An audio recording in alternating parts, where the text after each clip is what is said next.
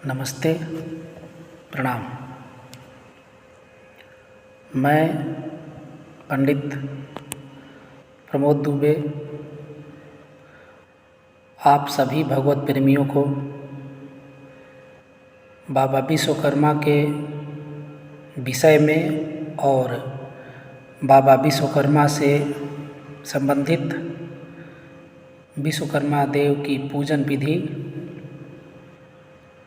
का विस्तृत वर्णन करने जा रहा हूँ।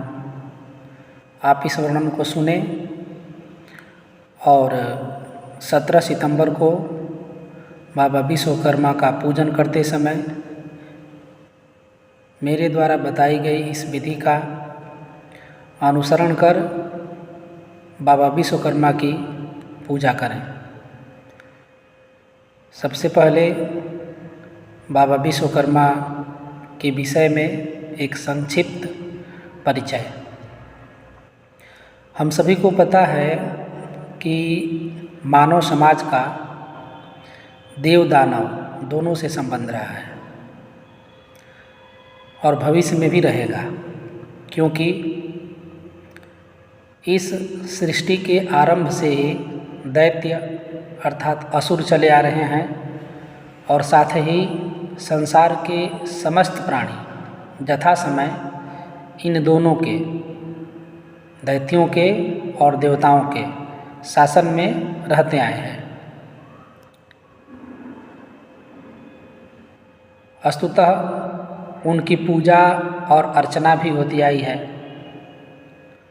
उन्हीं पूज्य देवताओं में ब्रह्मा जी के प्रपौत्र श्री विश्वकर्मा जी भी हैं, जिनकी पूजा का विधान वैदिक काल में भी था और यज्ञ तथा वास्तु विधान के प्रसंग में बाबा विश्वकर्मा की अर्चना सर्वदा से होती आ रही है, जो कालांतर में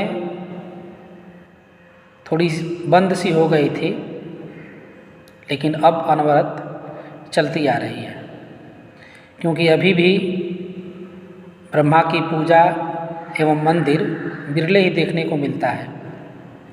यह कौन नहीं जानता कि विश्वकर्मा ने ही सर्वप्रथम स्वर्गलोक की रचना की, बाद में लंका तथा द्वारिका आदि पुरियों का निर्माण देवलोक के शिल्पी बाबा विश्वकर्मा ने ही किया। पुरूरवा के राज्य में जब 12 वर्षीय यज्ञ हुआ था, तब वहाँ यज्ञशाला का निर्माण विश्वकर्मा जी ने किया था। इस बात को संस्कृत के श्लोक के माध्यम से बताया गया है शास्त्रों में कि हिरण्यमयं ततश्चक्रे यज्ञवाट महात्मनां विश्वकर्मा स्वयं देवो भावयन् लोक भावनम्। विश्वकर्मा जी ने काशी में अपने नाम का एक शिवलिंग भी स्थापित किया था। उसके विषय में भी शास्त्रों में बताया गया है, विश्वकर्मेश्वरं लिंगम ज्ञानदं च तद उत्तरे महामुंडेश्वरं लिंगम तस्य दक्षिणतः शुभम। विश्वकर्मा जी के विषय में दुर्गा सप्तशती के दूसरे अध्याय में भी कहा गया है कि विश्वकर्मा बाबा ने अन्य देवताओं के समान भगवती दुर्गा देवी को स्वनिर्मित अनेक भूषण एवं फरसा प्रदान किया। विश्वकर्मा की पूजा कोई नवीन नहीं है, प्राचीन काल से ही विश्वकर्मा भगवान की पूजा चलती आ रही है, क्योंकि सृष्टि के प्रारंभ में सर्वप्रथम नारायण साक्षात विष्णु भगवान क्षीर सागर में शेषशैया पर आविर्भूत हुए।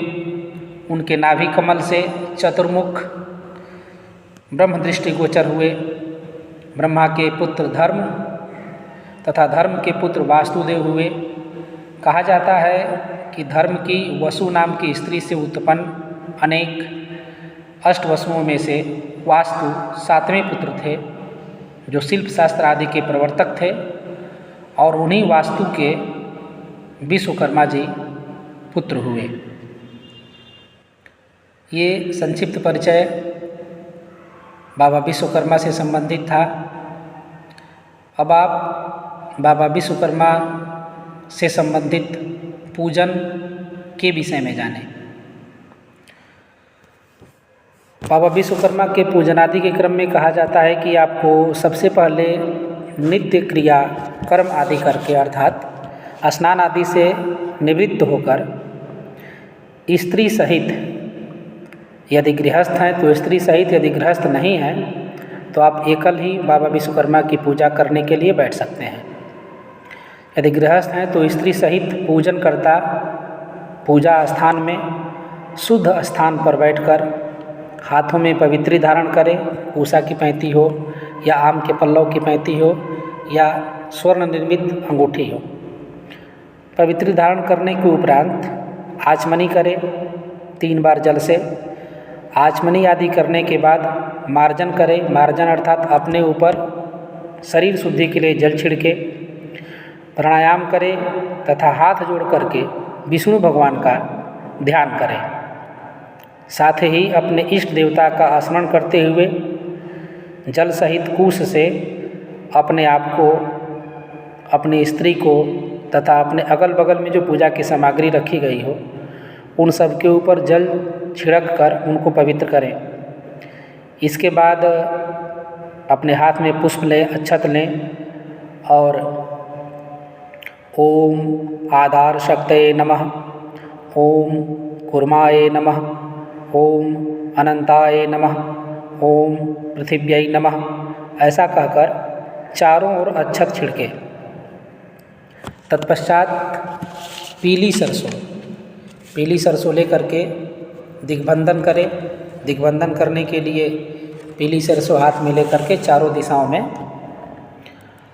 दिशाओं के बाद क्रमशः चारों कोनों में और चारों कोनों के बाद ऊपर और नीचे अर्थात 200 दिशाओं में पीली सरसों को छिड़क कर दिग्बंधन करें। दिग्बंधन करने के बाद अपने हाथ में रक्षा सूत्र बांधे, पुरुष हो तो दाहिने हाथ में और स्त्री हो तो बाएं हाथ में। रक्षा सूत्र बांधने के बाद अपने हाथों में दुर्वा, अक्षत, पुष्प, द्रव्य आदि लेकर के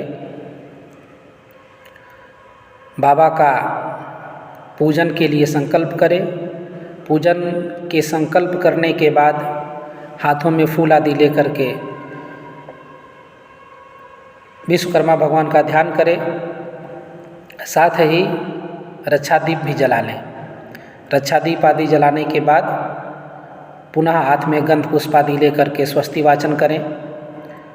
स्वस्ति वाचन करने के बाद पूजन का संकल्प लें और पूजन के संकल्प के बाद पूजा स्थल में गौरी गणेश का पूजन से पूर्व पृथ्वी माता की पूजा करें। तत्पश्चात गणेश भगवान की पूजा करें, गौरी देवी की पूजा करें, जो दीप आपने प्रज्वलित किया है उसकी पूजा करें, जो कलश आपने रखा हुआ है उसकी पूजा करें, नवग्रह देवता की पूजा करें, षोडश मातृका की पूजा करें और प्रधान देव के रूप में बाबा विश्वकर्मा की पूजा करें।